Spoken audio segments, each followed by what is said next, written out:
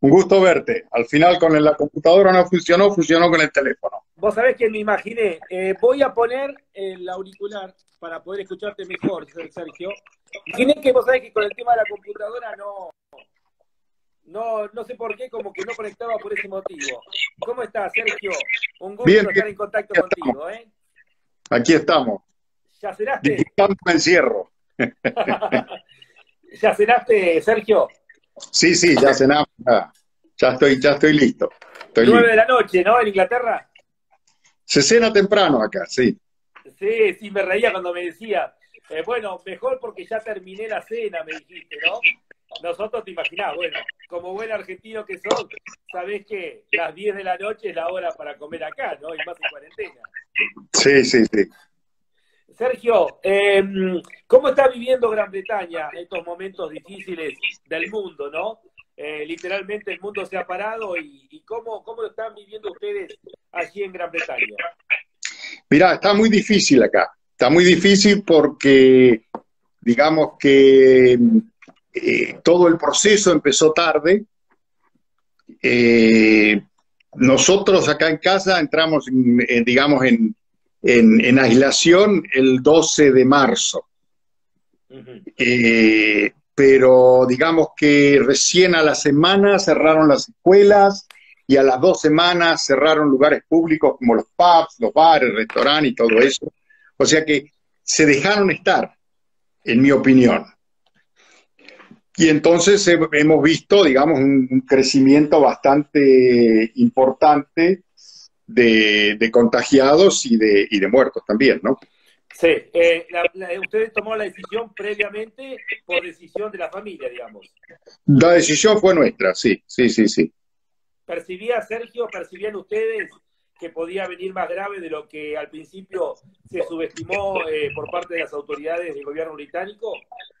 Bueno, sí, porque vimos lo que estaba pasando en Italia, vimos lo que estaba pasando en España. En ese momento mi hija estaba en España y pudo volver, que fue bastante, digamos, una semana bastante complicada porque ella había ido a España por un tiempo largo, por sus actividades de cine en San Sebastián y bueno, cuando se desató todo esto, lo que ella estaba haciendo se fue parando de a poco, se empezó a ir la gente de lo que ella estaba haciendo, quedó ella con 2 o 3 compañeros más y bueno, pudo volver justo al último momento. Sergio, me dicen que me están escuchando. ¿Vos cómo me escuchás? A ver, ¿vos cómo me estás Yo te escucho escuchando? perfecto, yo te escucho Bueno, perfecto. bueno, esperemos que puedan, digamos, la gente escucharme mejor. Vos me...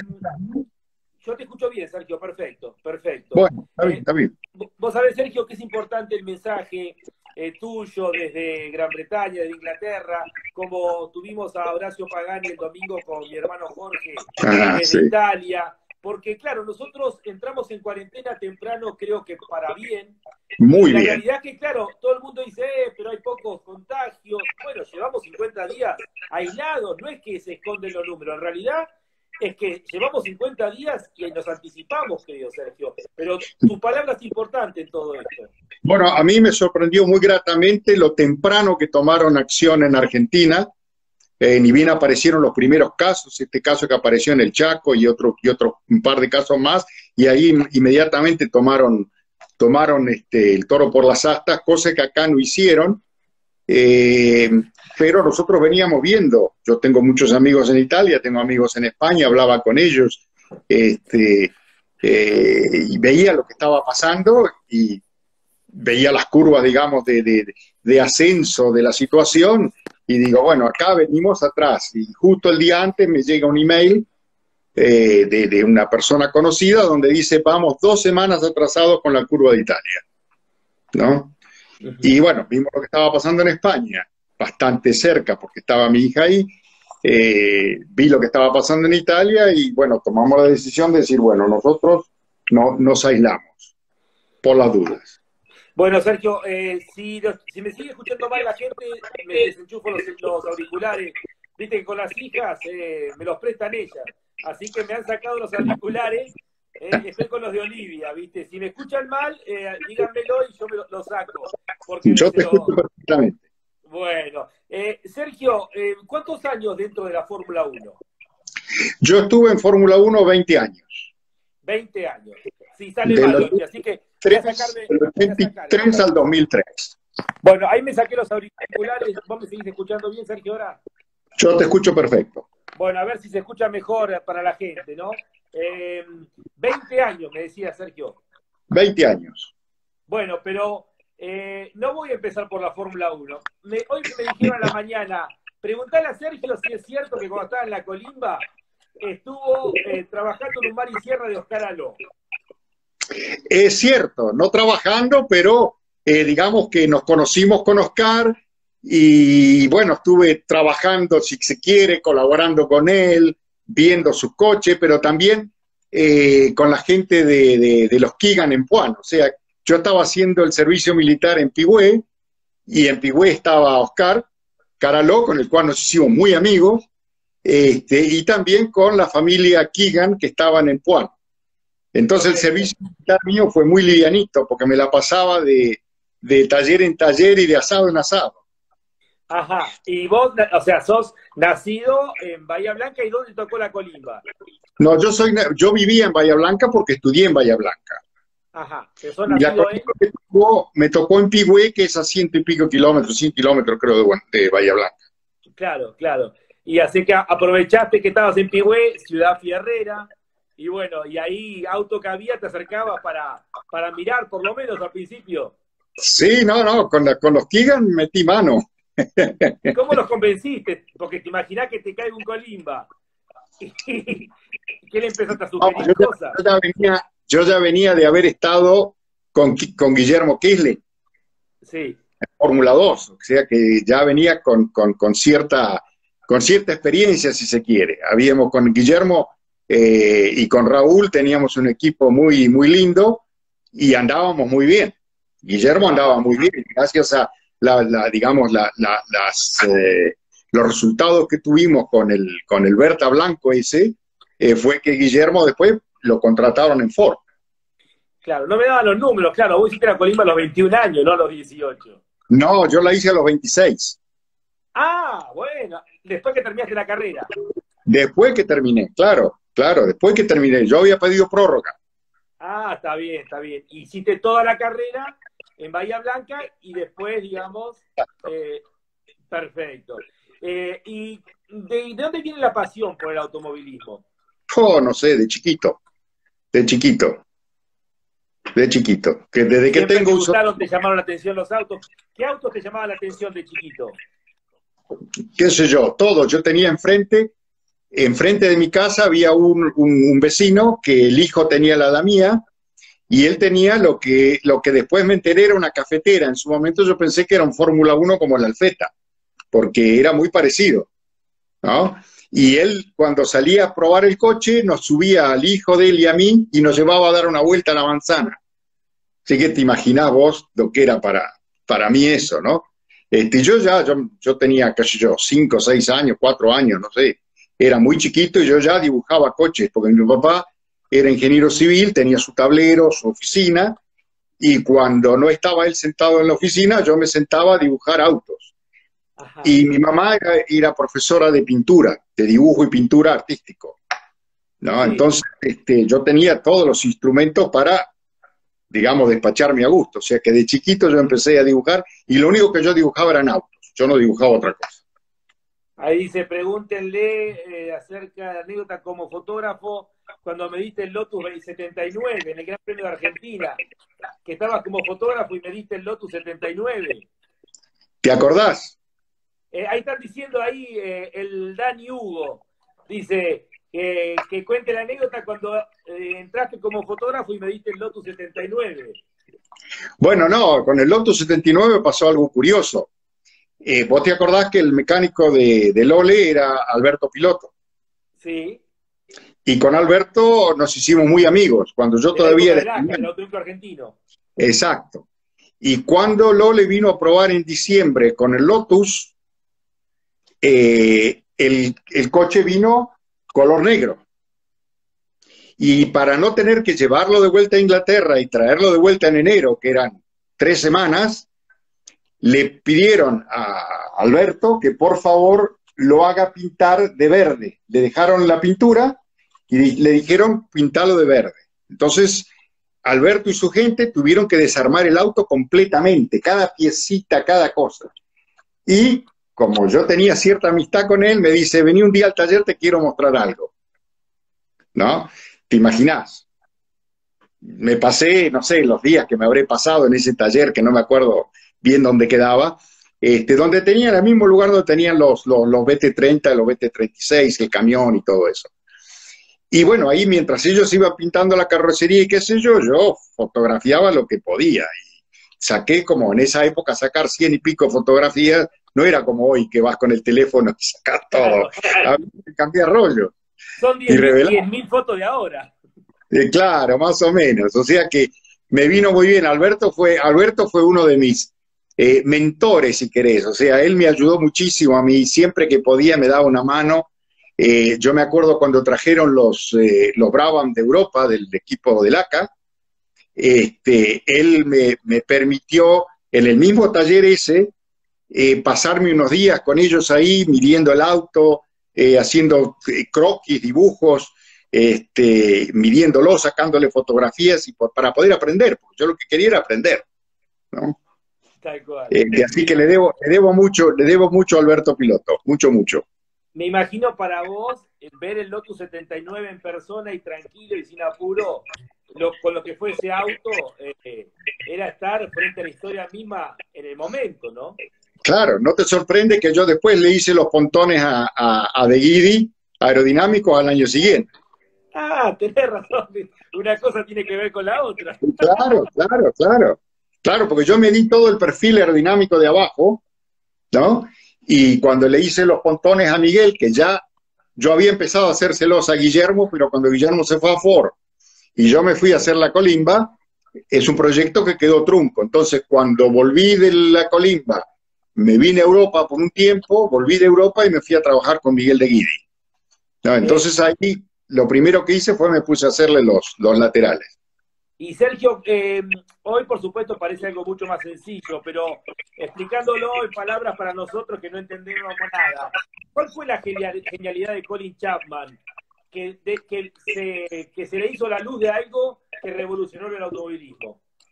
Bueno, el que realmente descubrió el tema del efecto suelo fue Peter Wright, que era su ingeniero, su aerodinamicista, su ingeniero de desarrollo. Y Peter estaba probando en el túnel de viento y se le ocurrió un día ponerle unos pedazos de chapa al costado para sellar con el piso, porque era la primera vez que se empezaba a usar el piso móvil en túneles de viento. Y vio que la succión que le daba ese auto era impresionante, y ya habían empezado, porque Peter Wright ya había hecho un experimento cuando él trabajaba en BRM, muchos años antes. Cuando tenía los tanques en el costado, el BRM tan lindo. Claro, ese no. No, ese BRM ya era de Tony Southgate. No, eran los BRM que la época de Graham Hill, si querés, con Tony Rudd, y era cuando Tony Rudd era el jefe de BRM, que después pasó a ser el jefe de Lotus. Ajá. Y ahí se lo llevó a Peter Wright. Esa época. Claro. Y digamos, la genialidad de Chapman es la genialidad de reconocer tecnología, de reconocer acá hay algo, investiguemos, ¿no? Correcto. Entonces, cuando le fueron con esa historia, él inmediatamente se dio cuenta qué es lo que estaba pasando y obviamente les dio piedra libre para que investiguen más. Y ahí salió el Lotus 78. ¿Qué recordás de la época de la mecánica argentina Fórmula 2, de esa época de monopostos? Una época hermosa, la verdad que sigo amigo con todos los de aquella época, se lo extraña mucho a Miguel, obviamente, y yo sigo en contacto con ellos, o seguí en contacto lo más que pude, porque para mí fue, digamos, el espaldarazo que me dio en el automovilismo. ¿No? Primero, ¿estábamos cerca de lo que pasaba en el mundo o en Europa en ese momento? ¿Estábamos un poco más cerca? Estábamos mucho más cerca. Imagínate que el año que yo estuve con Miguel, que fue el 80, porque yo en el 79 estuve con Guillermo. Y el que me presentó a Guillermo fue Alberto Piloto. Ajá. Porque yo un día lo voy a ver a Alberto y había un chico sentado ahí y me dice, te presento a Guillermo Kisling. Y yo sabía de él porque corría en Fórmula 4 y sabía de Raúl, obviamente, porque era digamos, la estrella, había sido la estrella en ese momento en el automovilismo hasta el año 71. Y bueno, nos empezamos a hablar con Guillermo, nos hicimos amigos y cuando él compró el Berta, me fui a trabajar con él. Correcto. Porque él en ese momento todavía estaba probando el Andújar, ¿no? Después terminó comprando un Berta, que se lo compró el amigo de él, César, y bueno, ahí fuimos, teníamos un tallercito ahí en la calle Villate, en Olivos. Sí. Era una casa de una tía de él, que la habían pintado toda de blanco y la habían vaciado, y ahí teníamos, en una habitación teníamos el departamento de motores, en la otra habitación teníamos el departamento de caja de cambio, en uno trabajaba Guillermo, en el otro trabajaba Raúl, y yo estaba en otro lugar, en otra habitación, donde estaba el chasis y las gomas. Y yo me ocupaba de esa parte, ¿no? Ahí Sarmiento Larribey decía, qué lindo verte bien, se ve que es un amigo tuyo. ¿Quién? Y ahí Sarmiento Larribey en la cuenta. Decía, qué lindo verte bien, así que mucha gente se está poniendo contento de poder verte. Bueno, bueno, mira, claro, porque... es un gusto. ¿En qué parte de Inglaterra vivís, Sergio? Mira, yo vivo en Surrey, al suroeste de Londres. ¿De Londres estás? ¿Cómo? ¿De Londres para qué lado estás? Suroeste. Estás al sur de Londres. Al suroeste de Londres, sí. Perfecto. Sí, sí. ¿A cuánto estás de Londres? De Londres en tren estoy a 20 minutos, 25 minutos. Ah, está bien. Es como las afueras de Londres, digamos. Claro, sí, es suburbio, digamos. ¿Surrey se llama? Surrey, sí, es el condado de Surrey. Sí. Bárbaro. ¿Y cómo tomás la decisión de irte a Europa? Mira, yo cuando me recibí, yo ya tenía la idea fija, de cuando estaba en el secundario, que yo quería trabajar en Fórmula 1. Y bueno, cuando yo iba a todos los grandes premios, todas las temporadas, yo no me perdía una. Y a pesar de que yo vivía en Neuquén, pero tenía familia en Buenos Aires, entonces siempre para las temporadas yo me iba y me quedaba en Buenos Aires un mes. Y bueno, empecé a conocer, digamos, la gente del ambiente, y cuando me recibí, mi papá me regaló un viaje a Europa, a Inglaterra. No Europa, Inglaterra, porque el único lugar donde yo quería ir era venir acá. Y entonces sí, yo tenía la idea fija, y bueno, y empecé a golpear puertas en todos los equipos de Fórmula 1, porque yo había estado en enero con ellos, en Buenos Aires, y no conseguí nada más que, fue curioso porque tuve una entrevista con Ron Tornak, que en esa época hacía los RALT, y vos si te acordás que el año que yo tuve con Miguel, Cachis Caracini corría con el RALT número 1, el primero que se había fabricado. Sí. Bueno, entonces yo lo voy a ver a Ron Tornak, claro, le voy a mostrar mi trabajo final de carrera, que había sido el proyecto de un Fórmula 2, con toda la, digamos, y yo con el título de ingeniero y qué sé yo, y el tipo me dice, mira, no, lo único que te puedo dar es un trabajo acá para que trabajes en el armado de los coches, porque ahora viene la fiebre de todos los coches que hay que terminar antes de marzo.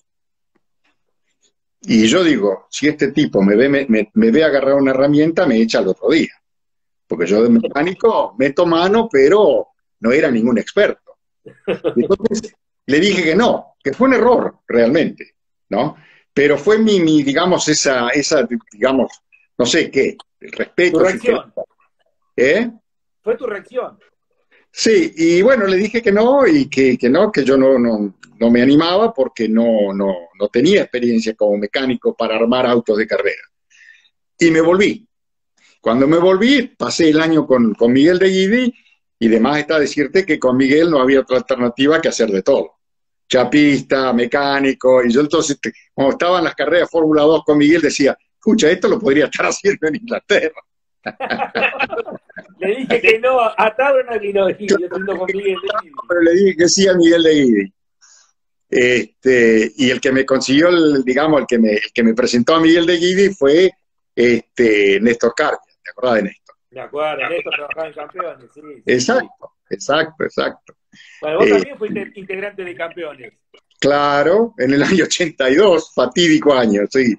Contale a la gente, porque bueno, para que sepa. En esa época, digamos que las relaciones con Argentina estaban, digamos, rotas.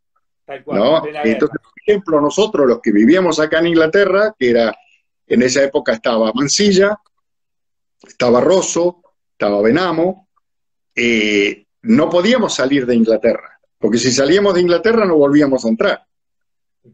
Entonces, nos quedamos, ¿no? Yo trabajaba en PRS con los Fórmula Ford, yo diseñaba los PRS, ya en esa época ya me había más o menos acomodado, y iba a todas las carreras, y de las cabinas telefónicas yo me comunicaba con tu papá, y, digamos, le transmitía después que había terminado la carrera, le comentaba cómo había sido, y si podía traerlo a Quique, o podía traerlo a Víctor, o podía traerlo a alguno a la cabina telefónica, entonces le hacían una nota a ellos también. ¿No? Igual, era electronista de Campeones porque no podíamos viajar nosotros a Inglaterra. No podían viajar, no había nadie. Yo hablaba el lenguaje, estaba en las carreras, y fue mi debut. Y para nosotros nuestro orgullo de que haya sido cronista de Campeones. Ahí dice el Dani Hugo, si fuiste testigo de cuando Senna lo agarró del cuello a Quique Mansilla. Ajá, estaba yo ahí. ¿Qué pasó? ¿Qué pasó? Y Quique estuvo un poco vehemente, y Senna era muy tranquilo, muy atento, todo, pero no lo toques. Y tampoco lo quieras pasar. Y Quique lo pasó. No solamente lo pasó, sino que tuvieron unos toques, ¿no? Entonces, cuando terminó la carrera, Ayrton lo fue a buscar, se le fue a las manos, ahí nomás, ¿no? Y bueno, los separé yo porque los conocía a los dos, éramos amigos, y bueno, ellos eran compañeros de equipo aparte. Claro, claro. Porque vivíamos, decía que con Ayrton, que tenía una muy buena relación, Bichín Rosso, días atrás cuando charlábamos, todo bien, pero no te tires a pasarlo, o sea, sí, mientras no le ganaras estaba todo bien, ¿no? Exacto. Y vivíamos todos, curiosamente, en North, cerca de Snetterton. Ajá, estaban todos vivíamos ahí, porque ahí estaba el equipo Van Diemen, pero ahí también estaba el equipo que formamos con Benamo. Claro. Y Víctor creo que estaban cerca de Silverstone. Claro. ¿No? Y en definitiva... Y en Norfolk había una comunidad, había mexicanos, brasileños, argentinos, éramos una comunidad sudamericana bastante grande. Claro. Y los fines de semana que no había carrera nos juntábamos a comer. ¿No? Uno hacía los talleres. Era un brasilero más, dentro del grupo era un brasilero que recién empezaba. No, él mantenía su distancia. ¿Ah, sí? Sí, él siempre mantenía obviamente se juntaba con nosotros, pero era un tipo muy tímido. No era arrogante, era tímido. Sí. ¿No? Y vos lo conocés a Quique y sabés que cualquier cosa menos tímido. Sí, al revés, la contracara. ¿No? Claro, era el día y la noche. Sí. Y había pica con él, al punto que Van Diemen, Ralf Firman, lo separó. Lo mandó a Quique a correr un campeonato y a Senna a correr otro.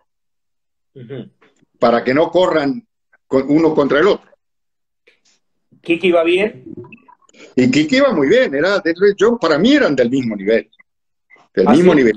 Eran tres pilotos, ¿no? Estaba Senna, estaba Toledano y estaba Quique. Toledano era un mexicano, que también andaba muy bien. Después fue piloto mío. Él corrió al año siguiente, corrió los autos míos. En PRS, en Europa. Justo el año que fue el año de las Malvinas, que no se podía, yo no podía ir a Europa. ¿No? Sí. Bueno, Bichín contaba los otros días que fue una carrera ya estaba casado y estaba en Bélgica y no podía cruzar. Y estuvieron durmiendo 3 días arriba del auto, ¿no? Exacto, exacto. Sí, sí. Y cuando Popi quiso venir a correr, que la Fórmula 3 europea corría en Silverstone, Popi no pudo. Vino en el 81, vino en el 81, me acuerdo como si fuera hoy. Es más, hay una foto de él, Víctor y Quique en Silverstone. En el 81 vino y en el 82 no pudo venir porque no pudo entrar. Esa carrera no la corrió. Sergio, vos sabés que esta charla que tenemos en la 41, hay algo que se da es la cantidad de muy buenos pilotos que tiene nuestro país. El nivel de pilotos que podrían haber llegado a la Fórmula 1, de haber habido una planificación y algo ordenado, sorprende, ¿no? Porque hemos tenido en todas las épocas muy buenos pilotos. Y seguro. Digamos que el piloto es una persona que tiene, digamos, la velocidad mental de poder ir a la velocidad que va con el auto. Y te digo, no es una cuestión de nacionalidad, en todos lados vas a encontrar gente capaz. Se dio la coyuntura en Argentina en los años 60, 70 y 80, si querés, en los 80 ya un poco menos, donde la tecnología digamos, de Argentina, de los coches de Argentina, era muy parecida a la tecnología o la misma tecnología que había en Europa. Es más, cuando Berta llevó el Cooper, si vos te acordás, para Copelo, sí, ganaban todo, casi todo. Pero no es que los chasis argentinos desentonaban, porque la tecnología era la misma, ¿no? Y con los Fórmula 2 pasaba lo mismo. Cachi trajo un RALT y le costaba mucho ganarlos, ¿eh? Sí, no es que ha tenido una diferencia. No. ¿Cuál fue la tesis que presentaste en la Universidad Nacional del Sur? El trabajo final fue un programa de computación para calcular la dinámica vehicular. Y para, digamos, hacer un ejemplo de lo que se podía hacer con ese programa, diseñé un Fórmula 2. Entonces fue el diseño completo de un Fórmula 2 más el programa de la computadora. Correcto. En esa época, pregunta la gente? Perdón, ¿sí? No, digo que en esa época, cuando yo fui a pedir hacer ese proyecto, fui a pedir si me podía inscribir en la materia de Fortran, que era el programa el idioma de lenguaje de programación. Y tuve que ir a hablar con el rector, porque él decía, pero ¿para qué quiere un ingeniero mecánico aprender a manejar computadoras? Me dice, esto es para los químicos y los electrónicos. Claro, claro. Y bueno, estamos hablando años 77, 78. ¿Y vos estabas convencido, 78, es decir, tenía 26 años? ¿Vos estabas convencido que la computadora iba a tener que ver en el futuro con los autos? Totalmente. Y bueno, lo convencí en el año 76 o 77, lo convencí de que me deje cursar computación. Entonces, porque yo me estaba preparando toda la carrera para hacer ese trabajo final. El trabajo final lo hice entre mitad del 77 y mitad del 78. Pero yo en el 76 cursé computación, ¿no? Que la tuve que cambiar por una de las optativas que teníamos en ingeniería mecánica. Me dieron esa franquicia, ¿no? Porque te veían como algo raro, ¿no? Es que era muy difícil que yo tome no por respuesta. Claro. Estabas convencido. Muy cargoso era. Como todo en tu vida, convencido y has encarado, siempre. Sí. Sergio, y bueno, ahí pide la gente que cuentes de tu historia en la Fórmula 1. Transitaste muchísimos equipos. ¿Llegaste a la Fórmula 1 en 1983, puede ser? En el 83, exacto. Llegué a fines del 83 al equipo RAM, que era un derivado del March. Es más, usábamos chasis que todavía eran los March del año anterior. Sí. ¿No? Y era una época donde había muchos equipos, ¿no? Había muchos equipos, sí, pero después subieron más, ¿eh? Después al final, ya a mediados y fines del 80 empezaron a haber muchos equipos, ¿no? Correcto. Hasta el 92, que fue el 92, 93, que fue, digamos, el primer sacudón económico que tuvo el mundo en esa época, ahí es donde empezó a bajar otra vez, pero hasta esa época, hasta el 92, era impresionante, ¿no? Y bueno, yo entré a trabajar con este equipo RAM, que éramos, en la oficina de dibujo, éramos dos, ¿no? Hoy las oficinas de dibujo tienen 100 y pico de personas. No, sí, sí, sí. Otro mundo. Otro mundo, ¿no? Bueno, yo entré el primer año, ya habían diseñado el coche, entonces yo entré como ingeniero de pista y a dibujar cosas. A fin de ese año lo contratan a Gustav Brunner como jefe de diseño, como diseñador, y el único que queda fui yo, o sea, quedaba él y yo, éramos los únicos dos, y nos turnábamos.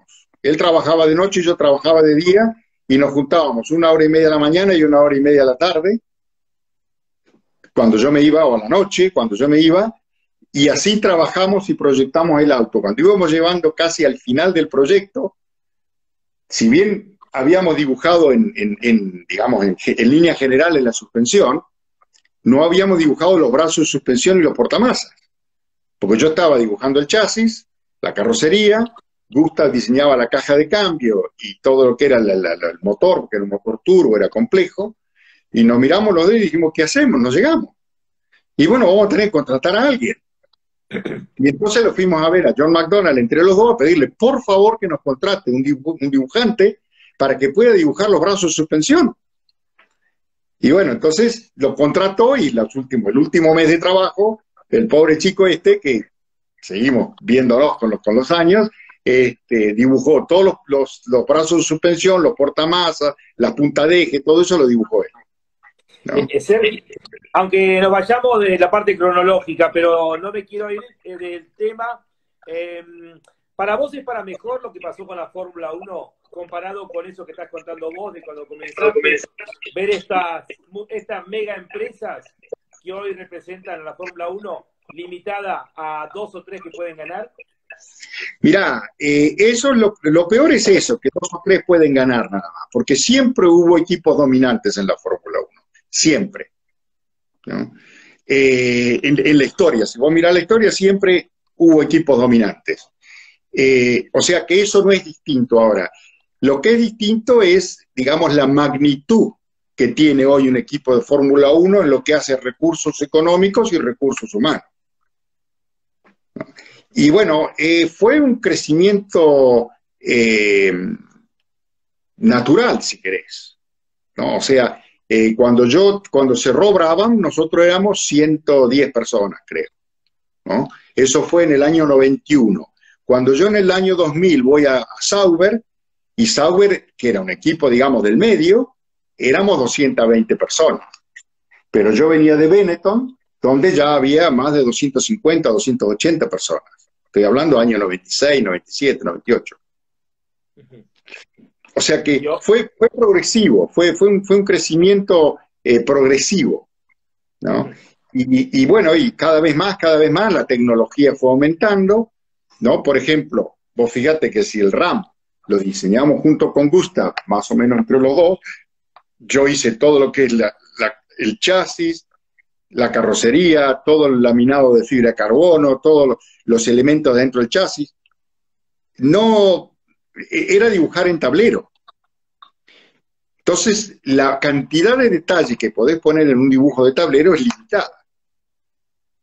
Entonces, tenés que después dar, digamos, lo que decíamos nosotros, darle al fabricante, a la gente que hacía las piezas, ¿no? Las piezas maquinadas, por supuesto, las dibujadas con tolerancia y todo, pero no podés complicarte mucho. Cuando dibujás en CAD,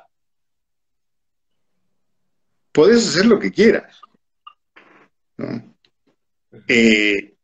Con decirte que uno de los chistes que yo siempre tenía cuando yo llegué a ser jefe de diseño, yo le decía a los dibujantes, por favor no me dibujen piezas que necesite una máquina de 25 ejes para fabricar, ¿no? Porque más de 3 ejes no había, ahora hay 5, ¿no?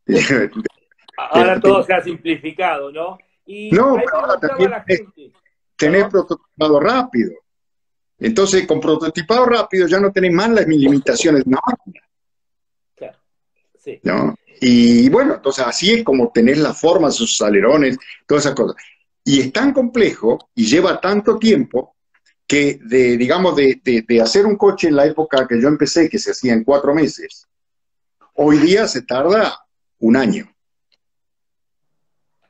mínimo, desde que se empieza a diseñar el coche hasta que lo ponen en pista. Y a veces más, a veces 18 meses, ¿no? Porque es tan complejo. La cantidad de piezas quizás es la misma, pero cada pieza es una obra de arte. Correcto, está claro. ¿No? Que fabrican en los mismos equipos. Ahí preguntaban si te cruzaste con Adrian Newey en alguno de los equipos y si leíste el No, libro. nunca trabajé con él, no. No. Y si leíste el libro, pregunta... No. No. Se lo debo. Bueno. ¿Y Decía con que leía, Kimi qué? decía ¿Piden que algún leía. recuerdo con Kimi Raikkonen? ¿Cómo? ¿Piden alguna anécdota, algún recuerdo que tengas de Kimi Ah, Raikkonen? sí, Kimi, fantástico. Me acuerdo cuando fuimos a probar la primera vez a Mugello, con el auto del 2000, con el auto del 2000, el auto viejo todavía. Y en ese momento los pilotos eran Mika Salo y Pedro Diniz. Entonces, Mika Salo se sube al auto, da unas vueltas, hace un tiempo bastante bueno, ¿no? Y dice, bueno, a ver cuánto se puede acercar este chico, ¿no? Y este chico que venía de la Fórmula Renault, se sube al auto, y yo me acuerdo cuando lo vi por primera vez, le vi esos ojos, que parecía que se quería comer el mundo, ¿no? Sale, da, no sé, unas pocas vueltas, calienta las gomas, da unas vueltas, para, y nadie lo había llamado para que pare. Para y lo llama el ingeniero de pista, ¿no? Que era Jackie, uno de mis ingenieros. Entonces le dice ¿qué crees? Dice, ponele más sal adelante. ¿Cómo ponerle más sal adelante? Esto es Fórmula 1. Decime qué es lo que te hace el auto y yo le voy a poner más sal adelante si es lo que corresponde o más sal atrás o lo que sea. No, dice él. Si lo único que necesita es un poco más carga adelante porque se va mucho de adelante el auto. Y Mika Salo lo mira y le dice, no, el auto no se va de adelante, ¿no?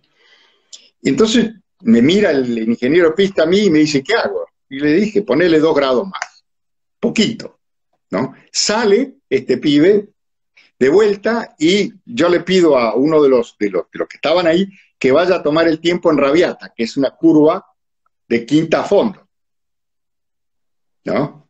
Y bueno, fue a sacar, volvió y dice, es espantoso como va, es espeluznante como va. Entonces, cuando llega, miramos la data, iba 20 kilómetros más rápido en el apex de la curva que lo que había ido Mika Salo. ¿Qué va? ¿No? Y entonces ahí, inmediatamente, cuando volvimos a la fábrica, lo fuimos a ver a Sauber y le dijimos a este chico hay que contratarlo, es el próximo Senna, ¿no? Y esa fue la primera anécdota. Y la otra fue cuando en Fiorano llevamos el coche nuevo, recién terminadito, ¿no? El segundo piloto era Heifel. Entonces, Heifel sale con el coche nuevo, porque era el primer piloto, y Raikkonen sale con el coche viejo a girar en Fiorano. Cuando ya casi no se veía, o sea, ya había bajado mucho el sol, imagínate, a las 3 de la tarde, en invierno, entonces Sauber decide que Raikkonen dé 2 o 3 vueltas, ¿no? Entonces Raikkonen se sube, se pone el casco y sale. No se veía nada, lo único que se veía era la curva de la curva 1 de Fiorano, se veía cuando bajaba los cambios, se veía el fuego de los escapes, el auto ya no se veía, ¿no? Da 2 o 3 vueltas más, le iguala el tiempo a Heifel, por supuesto, y entra, sin que lo llamen. Y entonces le pregunta al ingeniero, dice, ¿qué pasa? ¿Por qué entraste? Y no veo más, ya no veo. Y entonces yo lo miro así y veo que tenía puesto el visor de sol. Claro. Y le digo yo, si te hubiera puesto un visor transparente, por ahí podés dar una vuelta más. Sergio, ¿y se notan esos que son distintos? ¿Y cuántos distintos viste en tu vida? ¿Cómo? Si se nota cuando aparece un distinto como puede ser Kimi, ¿y cuántos distintos viste en tu vida? Bueno, cuando te aparece un piloto y te pide más carga aerodinámica adelante, ya sabes que ese es distinto. Ujú. ¿Y No es, quiénes recordás vos? digamos que un coche que se va de adelante es más estable, te da tiempo. Un piloto que puede manejar un coche que se vaya un poco de atrás, tiene que ser muy rápido mentalmente Ujú. para poder agarrarlo. Si no, se le va. ¿Y cuántos ¿No? viste como Kimi? Distintos. Bueno, Senna es digamos, el máximo, si querés. Ujú. ¿No? Eh, yo tenía, por ejemplo, dos pilotos en Brabham que eran Stefano Modena y Brundle. Y Stefano, si bien era más joven, tenía mucho menos experiencia que Brundle, pero manejaba el coche mucho más, digamos, en el filo del cuchillo, ¿no? Y eso es velocidad mental, ¿no? Eso es velocidad mental. Cuando dicen de las muñecas, no está en la muñeca, está acá, ¿no? Que Correcto. puede manejar un coche que está en el filo digamos, del cuchillo, ¿no?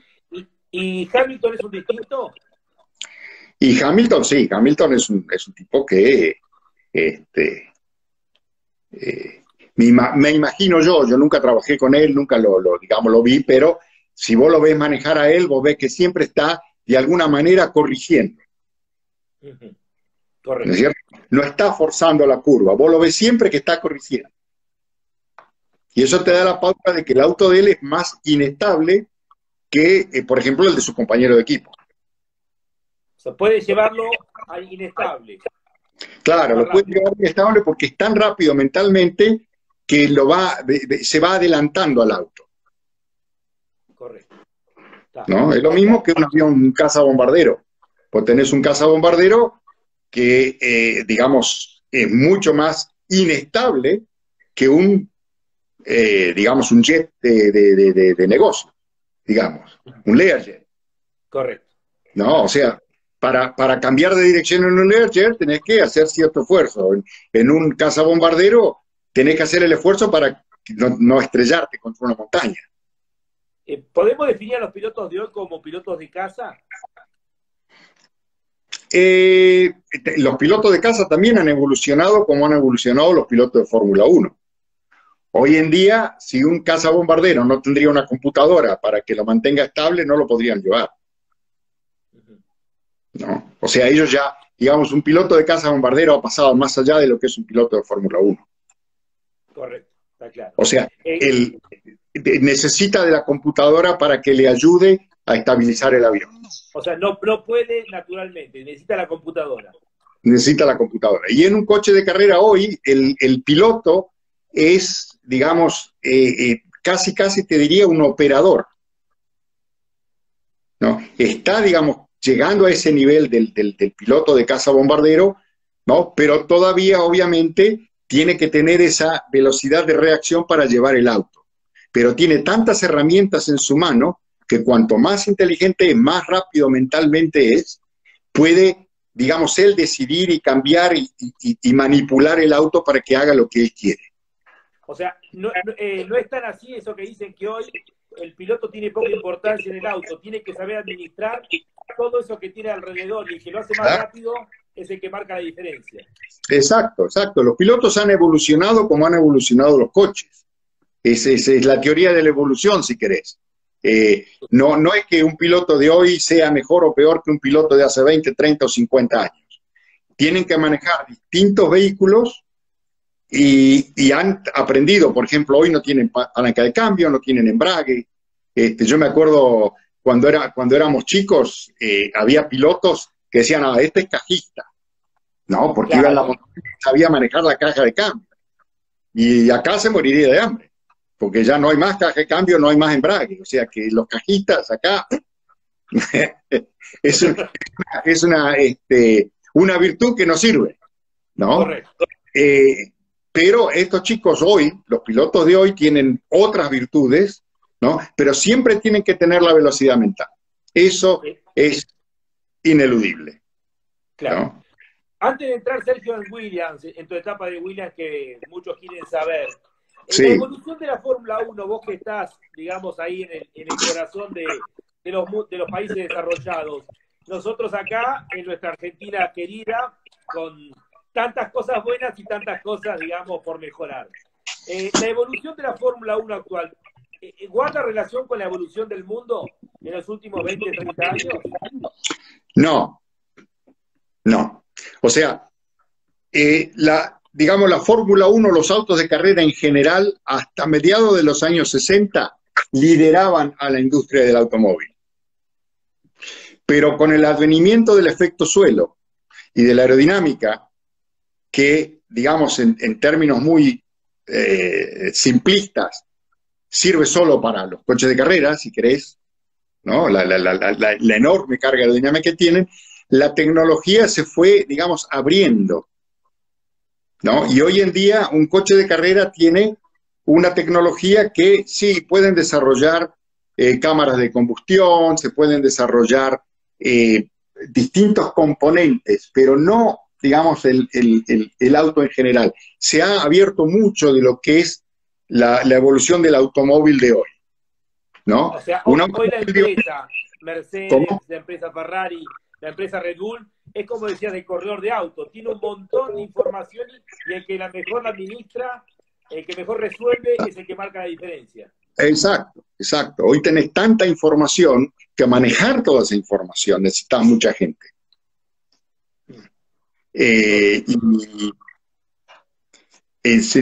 Ya te digo, el que maneja mejor, como decís vos, el que maneja mejor todo ese, digamos, todos esos recursos que tiene, es el que gana. Correcto. Sergio, ¿qué nos podés contar de aquella época de Williams? Fuiste en la época de oro de Williams. ¿Qué recuerdos tenés? Bueno, con Williams, al poco tiempo antes de que entrara yo a Williams, se había entrado Enrique Scalabroni. Claro. Y en la oficina de dibujo éramos, si bien en RAM éramos 2,5, 3, digamos, al final, en Williams ya éramos 7. O sea que ya más del doble. Y era el equipo, claro, era el equipo a ganar.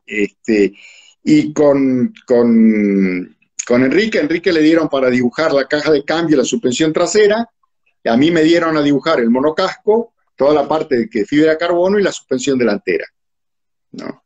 Y después habían 2 diseñadores jóvenes que nos ayudaban a nosotros, que dibujaban las piezas chicas, y después había otro diseñador ya más experimentado, que era el encargado de lo que es la instalación del motor. Porque la instalación del motor es una cosa muy compleja y delicada, hay que tener mucha experiencia, ¿no? Y bueno, entre los 3, 5, y después yo digo 7 porque estaba Patrick Head y estaba Frank Dernie. Frank Dernie era el aerodinamicista y Patrick era el jefe de diseño, pero él también dibujaba. Él, por ejemplo, dibujó la barra antirrolío delantera, porque a mí no me salía. No, yo no le encontraba la vuelta. Y él, en vez de explicarme, porque él la tenía en la cabeza, sabía lo que quería, dice, vení mañana a la mañana y yo te la tengo solucionada. Y fue así, ¿no? O sea, éramos 7 personas. Me preguntan el FW11, ¿no? El FW11 que después, durante 2 años, arrasó. Correcto. Y Patrick Head, ¿te explicaba o él volcaba lo que él pensaba, pero o sea, ¿es costumbre comunicarse las ideas? Sí, por supuesto, por supuesto. Yo te digo, con Patrick fue uno de los que más aprendí, o de los que mejor aprendí, si querés, ¿no? Porque era un tipo, sigue siendo, me imagino, muy estructurado, muy ingeniero, ¿no? Para él, la ingeniería venía por delante del auto de carrera. Y esa, digamos, esa enseñanza que me dio él al principio de mi carrera fue la que me siguió durante toda mi carrera, ¿no? O sea, yo de él aprendí realmente qué es lo importante, digamos, porque tenés que tomar decisiones. ¿A qué le das importancia? ¿A qué no le das importancia? Correcto. O sea, ¿y qué es lo importante en un auto de carrera? Bueno, en ese momento lo importante de un auto de carrera era lograr la mayor carga aerodinámica y la rigidez. Porque teníamos tanta potencia, vos fíjate que llegamos a tener, no sé, pero el Honda debería haber tenido 900.000 caballos, una cosa así. Tanta potencia que había que poner en el piso que, digamos, todo el coche, digamos, sufría grandes esfuerzos. Y la carga aerodinámica era, comparada con con la época era bastante grande, ¿no? Entonces, la rigidez era muy importante. Lo sigue siendo. Correcto. Y, o sea, ¿qué aprendiste de Frank Williams como jefe, como cabeza del equipo? Frank nunca, digamos, mientras él estaba activo, porque tuvo el accidente cuando nosotros estábamos ahí, él no se metía en la parte técnica. Él venía a la tarde, a la tardecita, así, 7:30, 8, ¿no? Entraba a la oficina de dibujo y el chiste de él era, hola chicas, ¿no? Decía él, preguntaba si todos estaban bien y nada más. Él de la parte técnica no se ocupó nunca, pero digamos de cómo manejaba el equipo y cómo lo tenía organizado con Patrick, uno aprendía de mirar, de estar ahí, ¿no es cierto? De estar sentado en una silla y mirar cómo funcionaba todo eso, ya eso de por sí era un aprendizaje. Correcto. Y ahí preguntaban a la distancia, por supuesto, porque uno está cerca, ¿cómo se explica la caída de Williams? De verlo hoy ahí, que a todos nos duele. A todos nos duele, más lo que estuvimos ahí. Más lo que estuvimos ahí. Verlo es realmente triste porque era un equipo de punta. Y fue un decaimiento, así como vos tenés la evolución de equipos, en Williams tuviste la involución. O sea, tuvo una cadena de gente que manejó la parte técnica. Básicamente cuando Patrick empezó a retirarse, ahí es cuando Williams empieza a caer.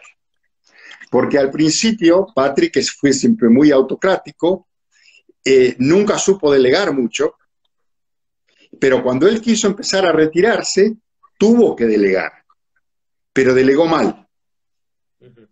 O sea, él no, vos fíjate que el sumum de Williams es cuando él diseñó el coche y lo trajo a Adrian Newey para que le haga la aerodinámica. Ese fue el pico. Después de ahí, Patrick empezó a cansarse, si se quiere. Después de tantos años, uno se cansa, ¿no? Es un ritmo muy, muy acelerado. Y fue delegando, y no delegó a la gente correcta. Y toda esa gente que ellos fueron poniendo y fueron aumentando el número de gente, fue, digamos, creando una organización que no llevaba las cosas adelante, ¿no? Y a partir de ese momento, vos ves el decline de Williams año a año hasta estos últimos años, que ya es lamentable, ¿no? Y te acuerdo de escuchar, de decir que había sido un buen año para los accionistas, pero había sido pésimo deportivo, ¿no? Cuando vos priorizás el tema de los accionistas, estás cerrándole el rumbo. Totalmente, totalmente, totalmente. En Fórmula 1 nadie gana plata. O sea, en el automovilismo uno va a perder plata, a gastarla. A gastar. Y si tenés más, gastás más. Claro. Cuanto más tenés, más gastás porque querés ganar. Sí. Si te empezás a preocupar de cuánto te va a quedar de plata a fin de año, y ya ahí ya tenés un problema, porque ya no estás poniendo toda la plata que merece el esfuerzo de lo que estás haciendo. Sergio, mira, es riquísima la charla y la gente está contenta. Yo te quiero pedir un favor, viste, a la hora se corta, no sé por qué técnicamente, pero esto se corta. Te propongo, si vos tenés un ratito más, ¿podemos cortar y reiniciar la charla?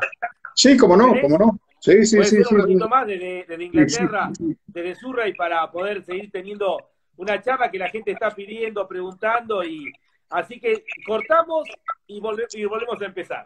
Bueno, listo, cuando se corte volvemos a empezar. Sí, sí, sí. Claro, gracias, Sergio. Yo paso el aviso parroquial ahora. Porque listo, bueno. Mañana tengo a las 5 de la tarde al Gurí Omar Martínez, así que vamos a tener una charla con el Gurí, para todos sus fanáticos.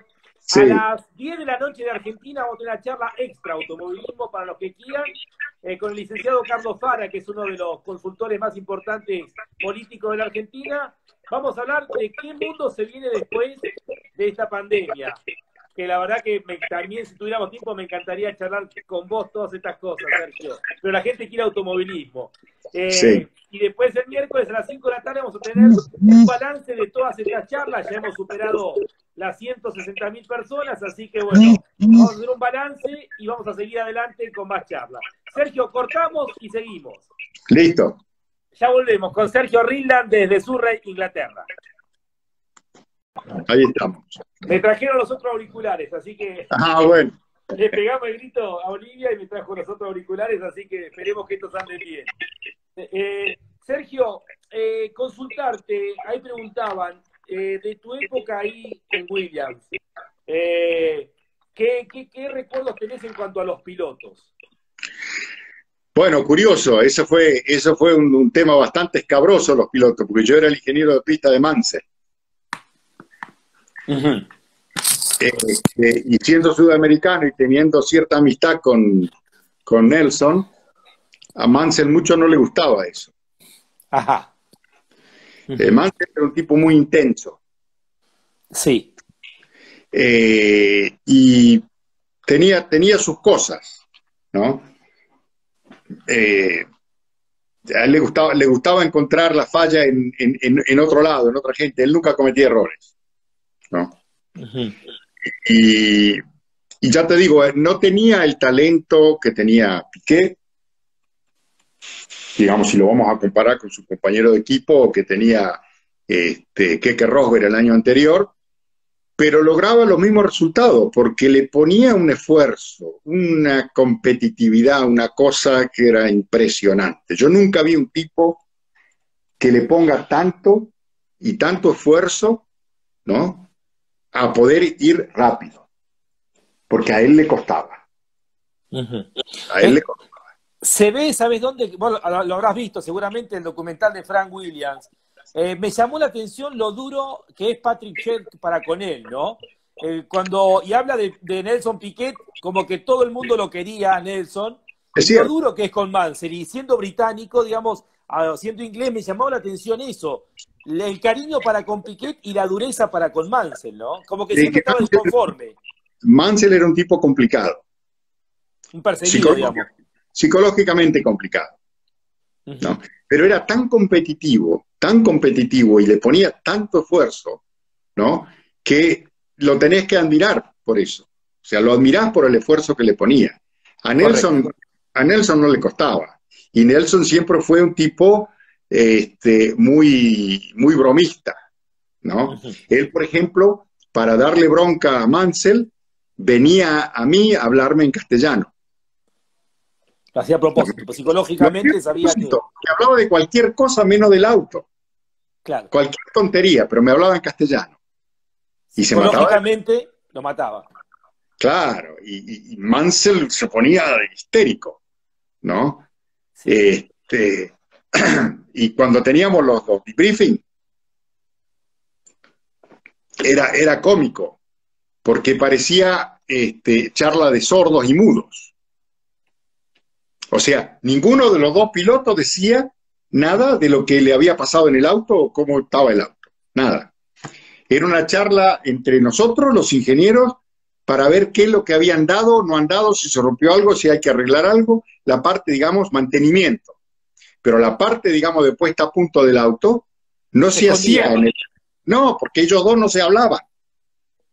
No abrían la boca. Entonces, después, Mansell venía conmigo, Nelson se iba con Frank Derny, y cada uno por separado hacía el debriefing. Y por eso es que Mansell tenía tanto miedo de la amistad mía con Nelson, porque él decía que se iban a hablar castellano, lo decía, se iban a hablar castellano, y yo le pasaba todos los secretos de Mansell que no es cierto. Claro. No, seguro. Pero era digamos, su persecuta. Estaba perseguido él mismo. Sergio, qué caso raro el de Nelson Piquet, ¿no? Vos, o sea, podés hablar de él mejor que nadie, porque por un lado aparece Senna, con toda su magia, su brillo, su mística. Piquet políticamente no es correcto, siempre ha dicho lo que pensó. Sí. Y hasta, digamos, muchas veces fue campeón siendo inteligente para sumar puntos sin ser el más rápido. ¿Cómo lo definís vos a Nelson Piquet como piloto? Como piloto, yo creo que estaba al mismo nivel de sus competidores de la época, ¿no? Lo tenía, o sea, cuando él arrancó estaba Reutemann en el apogeo, estaba Lauda en el apogeo, estaba Prost, digamos, ya mostrándose, después aparece Senna, o sea, y después aparece Mansell, y era todo un grupo de pilotos, digamos que él, de su historia, donde él no desentonó nunca. Pero mi impresión de Nelson es que nunca fue muy aplicado. Ciertamente no tenía la aplicación de Senna. Senna era ahí dice, bien carioca, dicen ahí. Senna era un obsesivo dedicado 140% a su profesión, ¿no? Y Nelson no, Nelson siempre le gustó la buena vida, ¿no? Sí. Nelson hubiese sido más estrella una década antes, porque correcto, tenía el temperamento. Era de los 70, Nelson. Claro, Nelson era de un temperamento que cuando la Fórmula 1 se empezó a hacer cada vez más profesional y más exigente físicamente, a él le costaba. Pero talento y velocidad mental para manejar, sin ninguna duda, la tuvo. Vos llegaste después de lo que pasó con el Lole, aquel campeonato que pierde ahí en Las Vegas. ¿Tuviste alguna vez alguna charla dentro del equipo, algo que se haya comentado, o te lo podés reservar también con todo el respeto que corresponde? No, nunca tuve ninguna charla porque nunca nadie quiso hablar del tema. No habla, era un tema como de familia, ahí de eso no se habla. De eso no se habló nunca. ¿Y qué sensaciones tenés vos, habiendo trabajado en Williams y siendo argentino? Mirá, yo a Reutemann lo tengo, digamos, de su generación de pilotos, era, digamos, al mejor nivel. Tenía sus altibajos emocionales, como tenemos todos, ¿no? Cosa que los grandes no lo han tenido. Un Senna, un Schumacher, un Stewart, Clark. ¿No es cierto? Pero en lo que hace digamos, a habilidad conductiva, velocidad mental, conocimiento técnico, él estaba al mejor nivel. Y es por eso que, digamos, Lauda no lo quiso nunca como compañero de equipo, y menos lo quiso Jones. Claro. Jones no lo quería porque sabía que era mejor que él. Claro. Jones sabía que era mejor que él, ¿no? Y lo era, sin ninguna duda, ¿no? O sea, sí. Jones era, digamos, una especie de Mansell con un poquito más de talento, pero no era al nivel de Reutemann. Sí. Y qué lástima lo del Lole, porque el 82 después, bueno, obviamente con el diario del lunes, pero estaba todo servido el 82 y lo que venía dentro de Williams, ¿no? Que no pudo claro. digerir esa pérdida, ¿no? Bueno, no, a él también le tocó la Guerra de las Malvinas, que eso, digamos, fue el catalizador de que él dejara la Fórmula 1. ¿Vos decís que tuvo que ver, influenció en la Guerra de Malvinas? Yo estoy seguro, porque coincidió en época. O sea, ajá, la Guerra de las Malvinas se declara después de Long Beach, que fue su última carrera. ¿No? Yo creo que él lo había digerido al tema, ¿no? Le quedó siempre en la cabeza de que algo en el auto había, porque si no, Reutemann nunca había tenido un bajón de performance de ese tipo, si no le pasaba algo al auto, ¿no? O sea, él por ahí tenía días brillantes, ¿no? Sí, y tenía días normales. Los días normales de él eran excesivamente buenos. Nunca tuvo un día como Las Vegas. Yo no creo que haya sido ni la presión del campeonato, no lo creo eso, ¿no? Porque era un tipo que, digamos, tenía sus cosas, pero digamos que estaba en el pináculo de su carrera. O sea que no. Y conociendo a los ingleses como conocés vos, habiendo vivido tantos años, conociendo a Williams, ¿se puede llegar a un punto de que alguien que no cumple un contrato se lo hagan pagar como ejemplo? No. Se le da una reprimenda y no lo hagas otra vez. Porque vos decís, ¿pudo haber sido una reprimenda?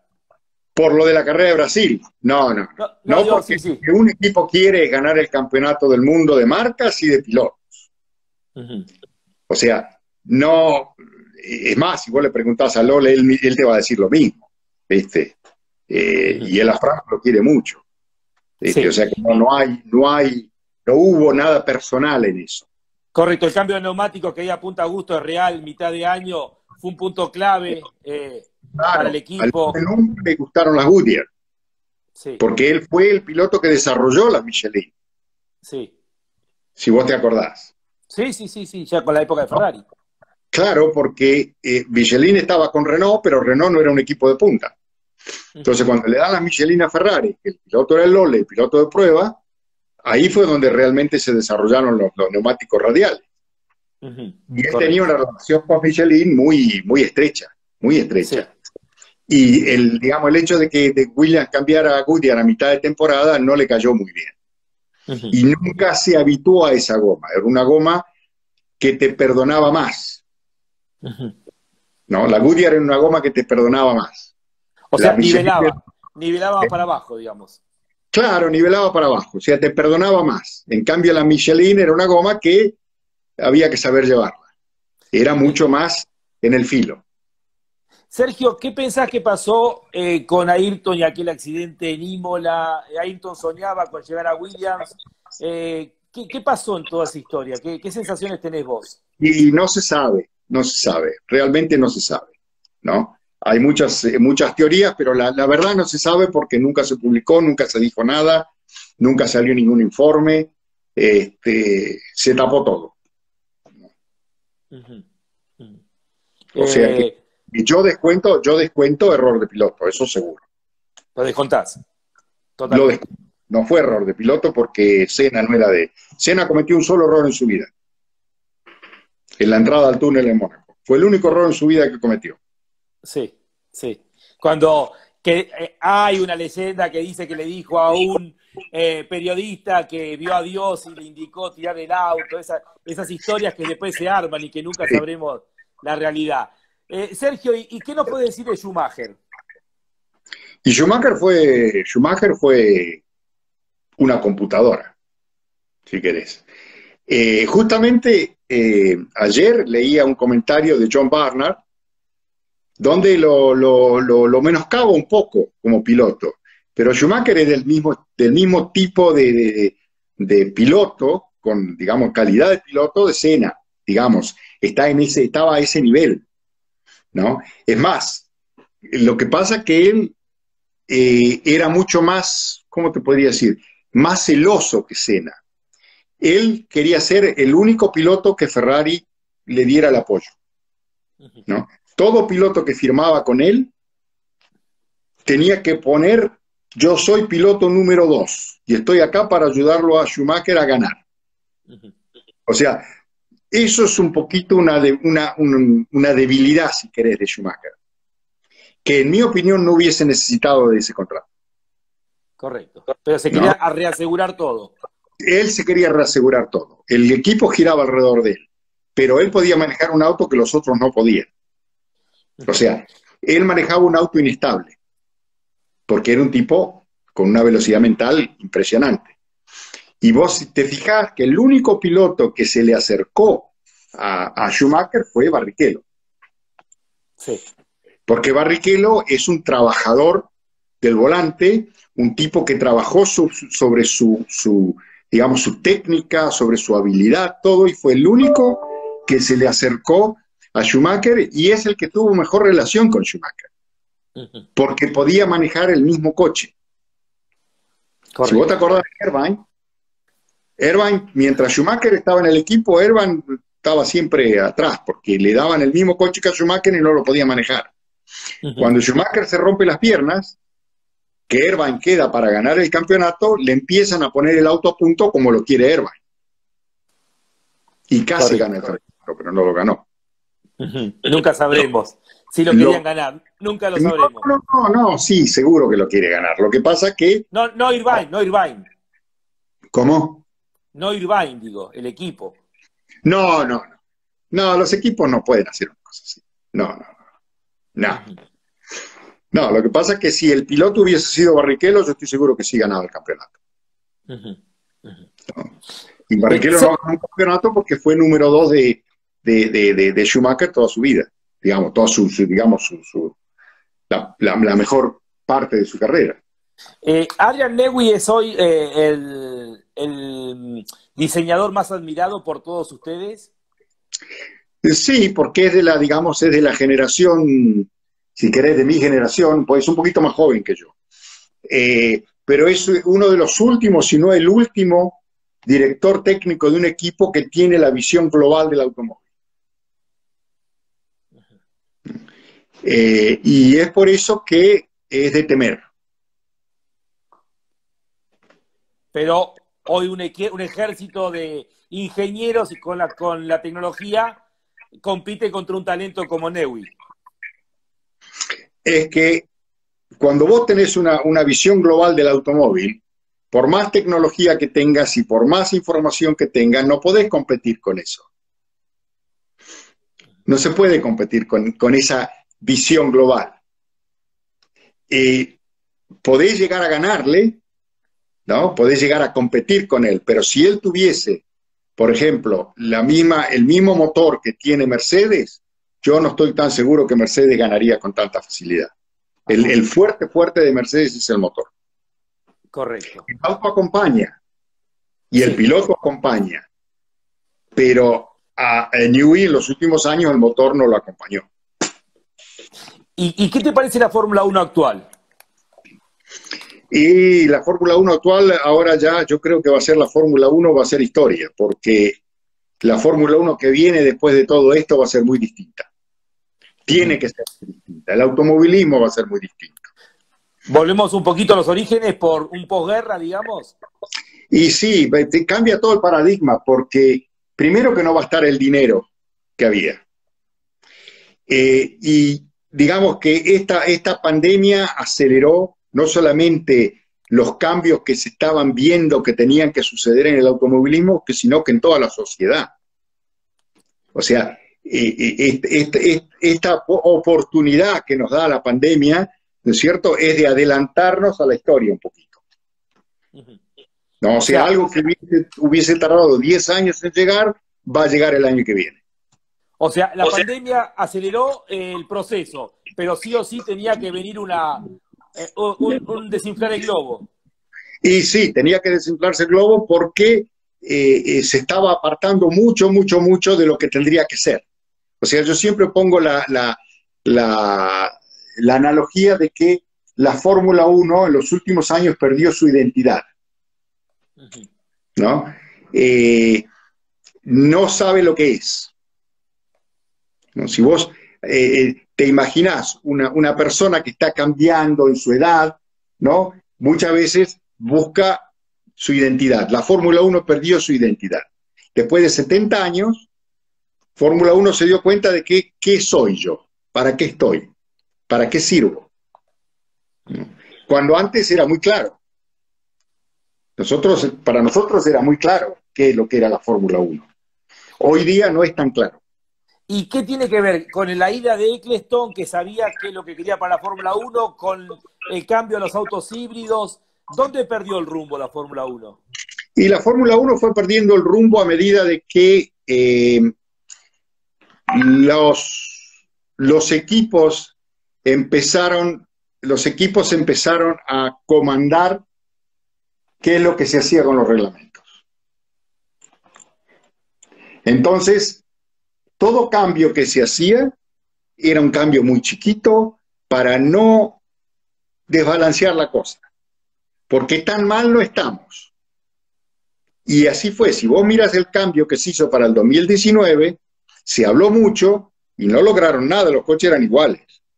O sea, en vez de que la carga aerodinámica se pierda a los 50 metros, se perdía a los 48. O sea que no es que haya hecho mucha diferencia.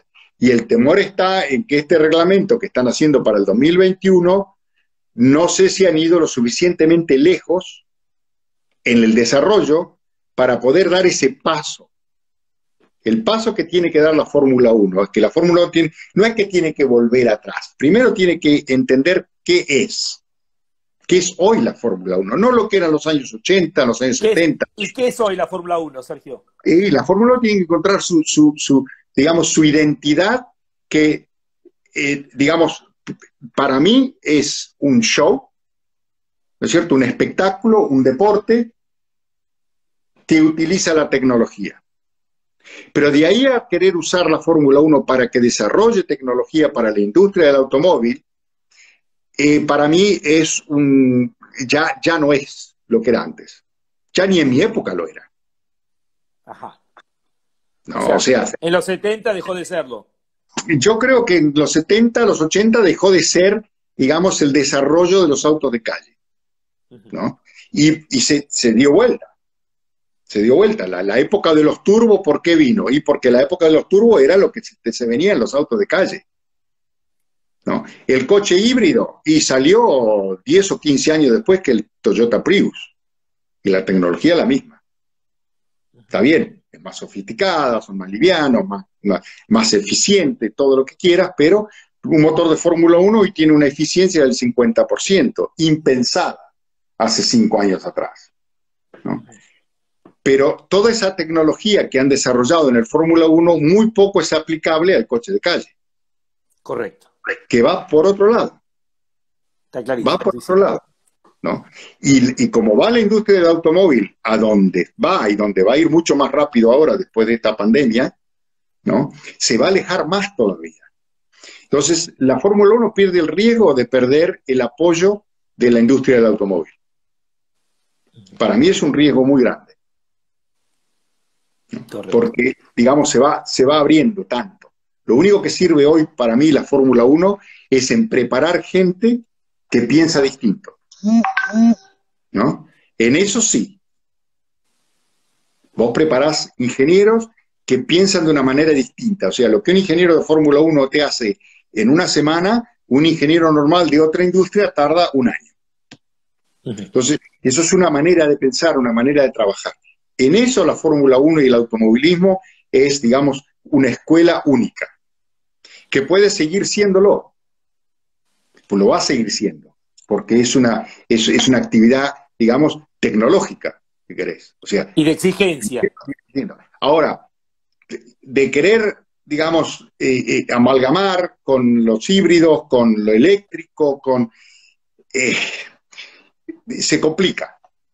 Y se complica porque, digamos, el corazón del problema de la Fórmula 1 está en la aerodinámica. Hace un par de años, no, más de un par de años, era 5 o 6 años, yo estaba en Goodwood y yo estaba charlando con Jim Hall, de Chaparral. Y se acerca Peter Wright, que también somos amigos con Peter Wright.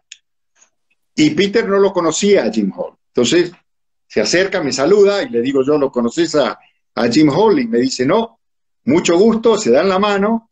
Y entonces Peter Wright le dice a Jim Hall, yo creo que entre vos y yo destruimos el automovilismo, le dice. Y se largaron a reír los dos. Porque uno fue el que introdujo los alerones y el otro el efecto suelo. Correcto, y a partir de ahí es que cada vez se hizo cada vez... auto no tiene nada que ver con los autos de calle. No solamente eso, sino que sufrió la competencia. ¿Cuánto hace que no se ve un rueda a rueda? ¿Cuánto hace que dos autos entrar juntos en la chicana de Spa? Es imposible, viene demasiado atrás. Entonces inventan el DRS para que se pasen en la recta de arriba, que no es ninguna hazaña pasarse en la recta de arriba. No se pasan en la frenada, se pasan a mitad de recta, porque tiene 5 o 6 kilómetros más que el otro porque abrió el alerón. O sea, todas esas cosas destruyen la Fórmula 1, ¿no? Todos los que hacían los reglamentos de Fórmula 1 estaban obsesionados con los coches, no se pasaban. Y no está en que un auto lo pase al otro, ahí no está el espectáculo. El espectáculo está que dos coches juntos lleguen a una curva, ¿no? Y el mejor entre primero. Clarísimo. ¿No es cierto? Sí. Ahí es donde se gana un puesto, en la frenada, ¿no? O que venga detrás, tome la curva con una línea distinta y el tipo entra de una manera, sale distinto que el otro y lo pasa al final de la recta. Pero ¿se puede hacer eso, Sergio, hoy con la tecnología que hay? ¿Se podrían ¿Cómo? tener autos que tengan distintos radios de giro? ¿Se podría lograr? Si le sacás carga aerodinámica, seguro que sí. Pero los pilotos dicen que si le sacás carga aerodinámica, el auto es aburrido. No, no. ¿Aburrido para quién? Para ellos. No, no, no. Los coches tienen demasiada carga aerodinámica, demasiado grip y no tienen suficiente potencia. O sea, la potencia ha ido en aumento, pero la potencia ha ido en aumento en la misma escala en que ha ido en aumento la carga aerodinámica y el grip de la goma. Entonces, cada vez necesitas más potencia para hacerlos, digamos, que sean un poquito difícil de manejar. ¿No? Si no, hoy día hay coches digamos, de carrera que lo maneja cualquiera, si querés. ¿No? Porque no tienen la suficiente potencia para sorprenderte y tienen demasiada carga para llevarlo por donde tiene que ir. Entonces, vos le das potencia y yo creo que muy aburrido no va a ser manejarlo. Ajá. Podríamos hablar de la Fórmula E, preguntarte qué opinás, pero me gusta mucho más el concepto que vos dijiste recién, y creo que también para tomar conciencia de lo que estamos viviendo en el mundo. Dijiste, a partir de que salgamos de nuestras casas, el mundo no va a ser el mismo. No. ¿Qué imaginás en la industria automotriz y qué imaginás en la Fórmula 1? La industria automotriz se va a volcar al auto eléctrico más rápido de lo que venían trabajando ahora. Porque la pandemia esta nos dio la oportunidad de ver qué rápido se recupera el planeta cuando nosotros no lo lastimamos tanto. ¿No? Eso es un punto. Y la industria del automóvil, si bien no es la que poluciona más, ¿no es cierto?, es la más visible. Y es por eso que todos los gobiernos, si querés, han ido a atacar a la industria del automóvil, porque es la única industria que es lo suficientemente rica para, digamos, hacer que ellos queden bien. Pero si vos mirás lo que poluciona el automóvil y lo que poluciona, por ejemplo, un camión, o lo que poluciona un avión, es insignificante, o lo que polucionan las centrales térmicas.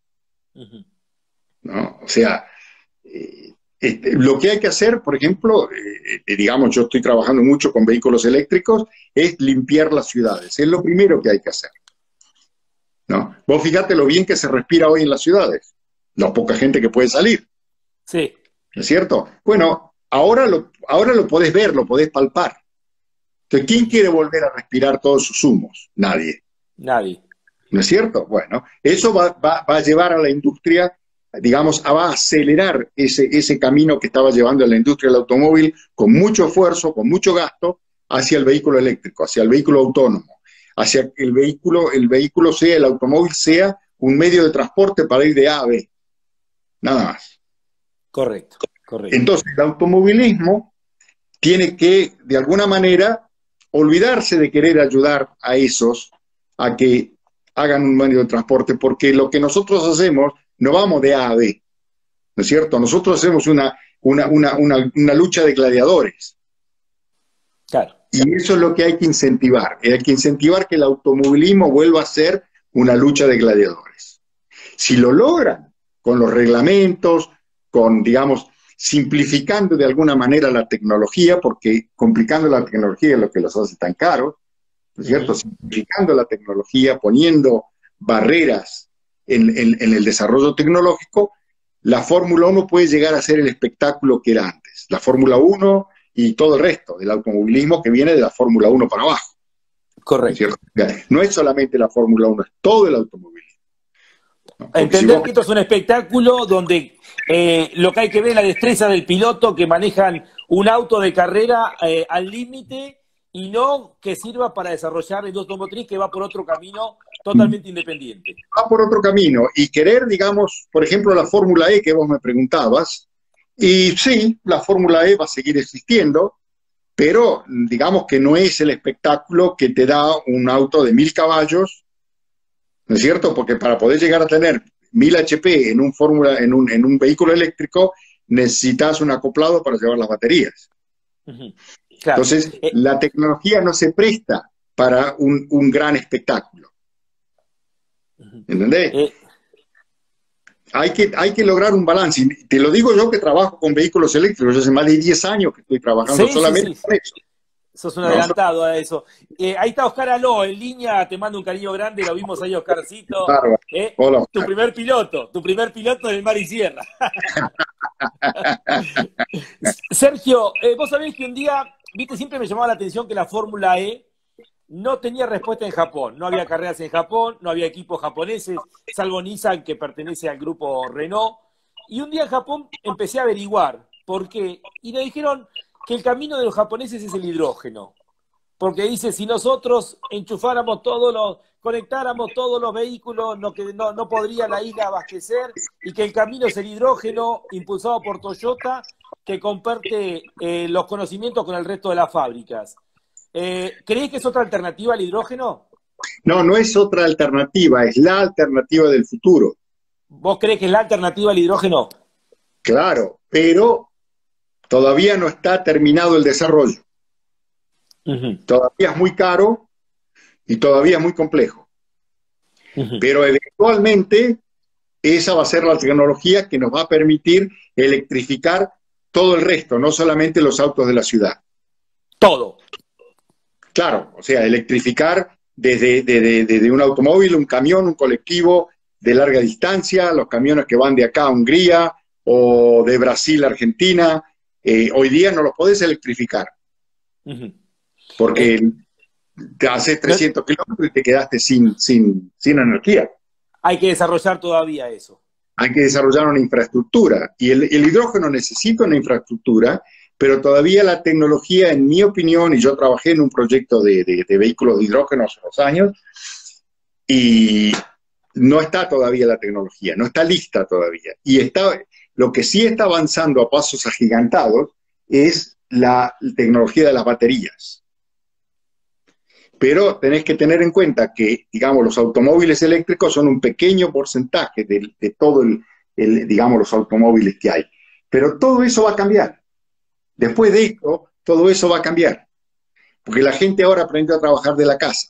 Las empresas aprendieron que la gente trabaje de la casa. Entonces la gente se va a mover menos. Y va a hacer falta menos transporte. Claro. Porque la gente está aprendiendo a trabajar de la casa. Esto que estamos haciendo nosotros acá es el ejemplo, un ejemplo clave. 3 preguntas finales. Y no tiene nada que ver una con la otra. Porque tampoco quiero, vamos a llevar casi 2 horas. Primera pregunta. Dijiste, todo va a cambiar. La tecnología de los autos, va a cambiar lo que es la Fórmula 1 y la competición. Y nosotros como seres humanos, ¿qué vamos a cambiar? Después de estar tanto tiempo adentro de nuestras casas. Y bueno, digamos que vamos a cambiar en lo que hace a nuestras costumbres. No, esto es un llamado de atención, es una oportunidad. ¿No? Una de las cosas que yo aprendí en la vida es que los problemas no son problemas, son oportunidades. Y esto es una oportunidad, está bien, con un costo enorme, ¿no es cierto? Un costo de vidas enorme, ¿no? Mucho más costoso que lo que fue la Segunda Guerra Mundial, ¿no es cierto?, en términos de pérdida de vida, pero nos está enseñando a vivir de una manera distinta, a trabajar de una manera distinta, a relacionarnos de una manera distinta, a tener una relación de familia distinta. Qué sé yo, el otro día, por ejemplo, el sábado hicimos una reunión con mi familia, ¿no? Que estamos desparramados por todo el mundo. Bueno, nunca se nos hubiese ocurrido hacer en Zoom una reunión de 15 o 20 personas de la familia, que ahora lo vamos a hacer cada 2 semanas porque nos gustó, ni se nos hubiese cruzado por la cabeza. Yo tengo un grupo de amigos con los que estudiamos juntos en Bahía Blanca, que seguimos siendo amigos hasta el día de hoy y somos un grupo muy unido, que es una experiencia extraordinaria, y todos son fanáticos de los autos, y la mitad son fanáticos del golf, ¿no? Aparte de los autos, ¿no? Entonces, tenemos el grupo, antes era WhatsApp, nos mandábamos mensajitos, nos levantamos a la mañana, buen día desde Iger, buen día de Río Gallego, buen día de Uberá, buen día desde qué sé yo, de cualquier lado donde estemos cada uno. Pero ahora hemos formado el grupo en Zoom y una vez por semana nos juntamos a charlar.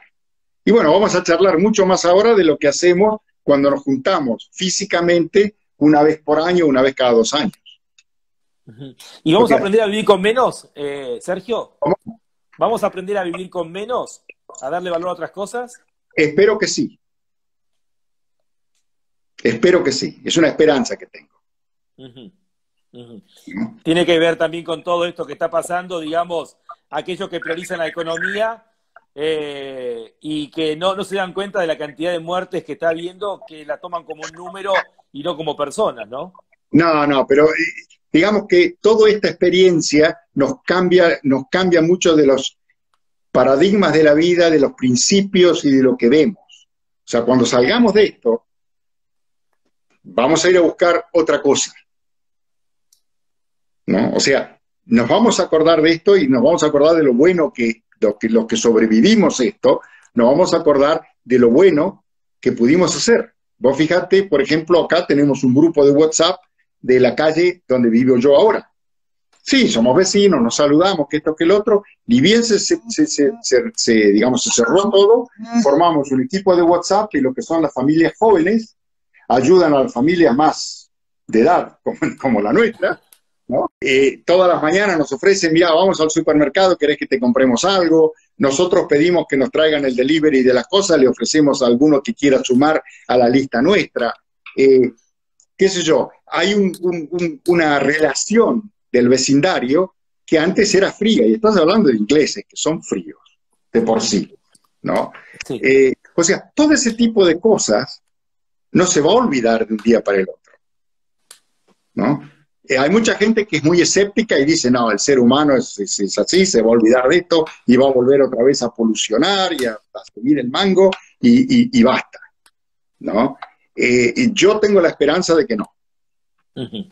Yo tengo la esperanza de que esto sea una lección que la humanidad necesitaba aprender. Pasa en Inglaterra, pues nosotros obviamente con los pocos casos que hay, gracias a Dios, en la Argentina, ¿o a ustedes les pasa de tener gente que saben que falleció tal, sienten más cercana la muerte en Inglaterra? En Inglaterra todavía no, porque ya te digo, el inglés es mucho más privado. Uh-huh. Pero en Italia sí, y en España también. O sea, gente que uno lo conoció una vez o está vinculado porque el ambiente del automovilismo, y fulano se murió, y se murió de esto, y no, Stirling Moss no, él murió de viejo porque hacía tiempo que estaba muy enfermo. Pero muchos que han fallecido son gente que uno, digamos, sabía, ¿no? Y cuando la piedra te pica cerca, te tomás conciencia, ¿no? Tomás conciencia. Claro. Sergio, ¿alguna anécdota con un personaje que yo admiro muchísimo, que es Dan Gurney, y vos trabajaste con él en Estados Unidos? ¿Alguna anécdota con ese genio? Mirá, para mí, es más, si vos mirás en mi pared, vas a ver el cuadro de Cademartori, sí, Dan Gurney, ¿no es cierto? Digamos que Dan fue el mejor jefe que yo tuve, el mejor patrón, si querés, como persona, como ingeniero, como todo. O sea, muchos dicen, nunca conozcas a tus héroes, ¿no? Para mí eso fue una excepción, porque él fue, junto con Jack Brabham, Bruce McLaren y alguno que otro, era digamos, mi héroe, si querés, ¿no? Sí. Un tipo que se subía al auto y era tan rápido como Jim Clark, pero él lo hacía al auto. Claro. ¿No es cierto? O sea, para mí él era más que Jim Clark, ¿no? Porque Jim Clark dijo que el único piloto que él temía en su época de correr era Dan Gurney, que era su íntimo amigo aparte. Sí. Dan lo llevó a Jim Clark y a Lotus a correr a Indianápolis, Estados Unidos. Cuando corrió las 500 millas. Claro. Y Jim Clark dijo, al único piloto que le temo es Dan Gurney. Y dar el valor, hay que dar el valor que tiene, porque Fangio dijo, que el piloto al que lo vio igual que él o hasta superior, al único fue a Jim Clark. O sea, estás dándole un valor a Van Garney impresionante. Y eso de que una de sus frases, que él disfrutaba, que él jugaba con el trabajo, que él disfrutaba como un juego, el trabajo era así, era un hombre con... Totalmente, totalmente. Era un placer estar con él, alrededor de él, ¿no? Esa gente que irradia energía positiva permanentemente. Energía positiva por todos lados. Sí, sí, sí, sí, sí, sí. ¿No? Qué sé yo, estás trabajando para él, sos empleado, tenés un trabajo que hacer, pasabas por el corredor donde estaba él, y si estaba la puerta abierta, te llamaba, te sentabas y te ponías a charlar con él por media hora y decís, bueno, Dan, tengo que ir porque tengo que terminar unos dibujos. Está bien, anda. ¿No? Sí. O iba al taller y se ponía a charlar con la gente, ¿no? Le conocía el nombre a todo el mundo, el nombre de la familia, era una familia, ¿no? Bueno, lo sigue siendo porque All American Racers no está más él, pero sigue estando sus hijos, su señora, la misma secretaria, Kathy, está toda la El espíritu de él está, y se va a mantener mientras se mantenga esa empresa, sí. Sí, sí, sí. Sergio, la última para no robarte más tiempo, seguiríamos charlando por horas. ¿A qué te estás dedicando hoy? Pregunta la gente, ¿qué haces? Bueno, contales.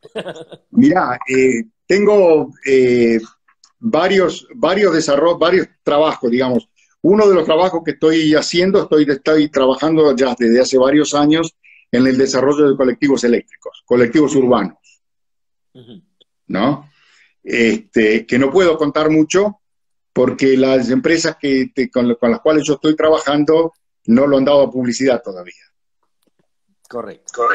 Eso es un proyecto que estamos llevando a cabo. Después soy parte, digamos, de una empresa que formamos en el año 2007, fines del 2006, 2007 la empezamos a funcionar, que es una empresa que arrancó como de aerodinámica, es de CFD, que es aerodinámica por computación. Arrancamos con 6 personas. Hoy día ya tenemos, digamos, el corazón de la empresa sigue siendo CFD, pero acabamos de abrir hace un año unas instalaciones en Silverstone, justamente, al lado de donde está el equipo de Force India. Los que eran claro. tercera Force India. Sí. Ahí abrimos un lugar donde tenemos un túnel de viento para bicicletas. Y fabricamos los trajes de los ciclistas. Para las Olimpiadas de Tokio, que iban a ser este año y van a ser el año que viene, hay 8 equipos olímpicos que usan los trajes nuestros. Ajá. Y hay un equipo olímpico o 2, creo que a uno equipo olímpico seguramente la empresa nuestra le ha desarrollado la bicicleta. Ajá. Aerodinámicamente. Ajá. ¿No? Qué bueno saber esto porque ahora cuando me pasen en el velódromo no le voy a echar la culpa que estoy gordo, voy a decir que es una cuestión aerodinámica. Totalmente, tenés que venir acá, nosotros te escaneamos, te hacemos un traje a medida, te ponemos en el túnel de viento para que elijas tu posición original, tu posición ideal y vas a ganar todo lo que quieras en el velódromo. No me van a pasar más en el velódromo. Esta es una empresa y estamos terminando, que si Dios quiere ahora no se atrase mucho con esto, digamos, otra herramienta. Compramos hace unos años un túnel ferroviario en desuso de 3 kilómetros de largo, perfectamente recto y nivelado, y estamos haciendo lo vamos a convertir en un túnel de viento donde lo que se mueve es el auto. Y ya tenemos 2 empresas automotrices terminales que ya una de ellas se asoció con nosotros y otras están, digamos, colaborando para venir a probar a desarrollar sus coches, todo lo que es la aerodinámica y la parte térmica, a este túnel de viento, ¿no? Correcto. Yo después te voy a pasar todas las páginas web para que lo puedas ver. Dale, ¿no? bárbaro, sí. ¿Te pueden seguir, Sergio, en alguna página tuya? Porque ¿Cómo? seguramente mucha gente te va a querer, a partir de esta charla, va a querer seguir enganchado con información tuya, ¿tenés alguna página? Te voy a pasar la página de la empresa esta de aerodinámica, Y la vamos a poner en campeones. Bárbaro. que no es mi página, no es mía personal. La página Sí. es la página de esta empresa, y ahí podés investigar todo lo que esta empresa hace. Ya te digo, arrancamos con 6 personas, hoy en día tenemos, creo que son 44, 45 empleados. Y bueno, ya te digo, ya tenemos el lugar original que era en Brackley, al lado de Mercedes, Fórmula 1, porque la monté esa empresa con gente que trabajaba en Honda, lo que es Mercedes hoy. Correcto. Sí, Por sí. eso están en el mismo lugar, están en el mismo pueblo, porque eran 6 personas que trabajaban para Honda. Honda, Brown, Mercedes. Claro, pero ellos se fueron cuando todavía era Honda. Correcto, correcto. ¿Y estás dando clases, Sergio? Sí, también sigo dando clases, sí. ¿Dónde estás dando clase? En Oxford Brookes, que es una universidad ahí en Oxford. Enseño simulación y ingeniería de pista. Sin entrar en lo político, desde Inglaterra, ¿cómo nos ves? ¿Cómo ves la Argentina? Complicada. Complicada. Ya te digo, esto que está pasando ahora es también una oportunidad para la Argentina. Yo espero de corazón que así sea. Pero de corazón. Hicimos algo bien, fuimos obedientes luego de muchísimo tiempo, ¿no? No, Algo que no es una virtud nuestra, ¿no? Los argentinos hacemos muchas cosas bien, pero cuando vivís en la vorágine que vivíamos hasta hace un par de meses, a veces te perdés. Y yo espero que esto, no solamente a la Argentina, a muchos países que necesitaban un sacudón. Sí. No, vos fíjate lo que está pasando en Estados Unidos, es tremendo, terrible. Sí, sí. Terrible lo que está pasando. Tanto los Estados Unidos como, bueno, ustedes ahí en Gran Bretaña, Eso es un juego de niños.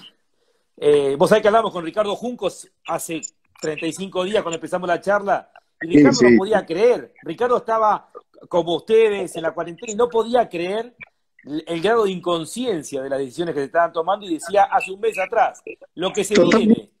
Y bueno, ahora lamentablemente lo estamos viendo. Bueno, pero, Sergio, esto va a cambiar muchas cosas. Va a cambiar muchas cosas. Tal vez tengamos un mundo mejor, especialmente para los que vienen, ¿no? Yo estoy seguro que sí. Por lo menos yo siempre fui un optimista, así que en esta también soy optimista.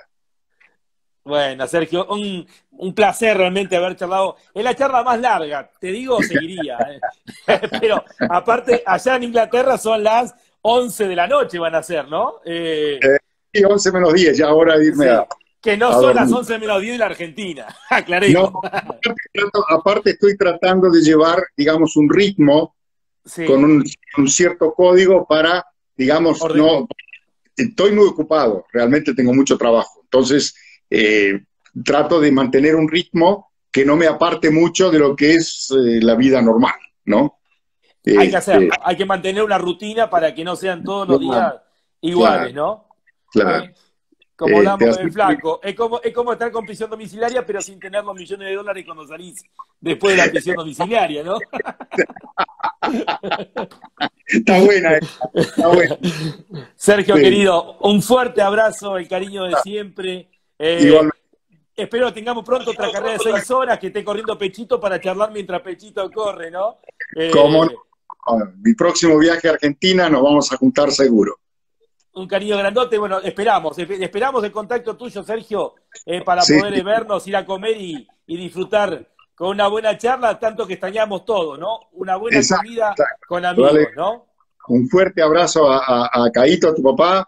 Decirle que siempre lo tengo siempre con un gran recuerdo, porque, digamos, en los inicios de mi carrera fueron los que me fueron abriendo las puertas, ¿no? Así que... El viejo te quiere mucho, el viejo te quiere mucho. Y yo lo quiero mucho también. Dale cariño a tu hermano y nos hablamos pronto. Bárbaro, Sergio. Un cariño grandote y a cuidarse. Saludo a todos y a cuidarse mucho. Fuerte Gracias abrazo. a vos. Un fuerte abrazo. Sergio Rildan, desde Surrey, desde Inglaterra, con esta hermosa charla. Nos reencontramos mañana a las 5 de la tarde con el gurí Omar Martínez, para los que quieran estar. A las 8 de la noche vamos a hacer una charla especial con el licenciado Carlos Fara. Vamos a hablar un poco lo que decía Sergio, el mundo que se viene. Si tenés ganas de escucharla, Sergio, ahora que sabés cómo manejar el Sí, Instagram, es muy interesante, un analista político internacional, que bueno, va a ser una charla extra automovilismo. Así que un cariño no, grande, Sergio. con Así mucha que atención. mañana te espero y con alguna pregunta. Listo, listo. Un cariño grandote. Gracias a todos. Hasta pronto. Chao, Sergio Gracias. querido. Chao, chao. Chao.